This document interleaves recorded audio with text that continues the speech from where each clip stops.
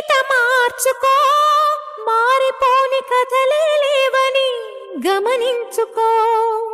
తోచినట్టుగా అందరి రాతను బ్రహ్మే రాస్తాడు, నచ్చినట్టుగా నీ తల రాతను నువ్వే రాయాలి.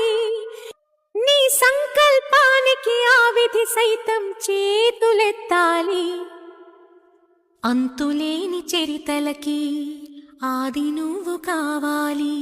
మౌనంగానే ఎదగమని మొక్క నీకు చెబుతుంది, ఎదిగిన కొద్దీ ఒదగమని అర్థమందులో ఉంది.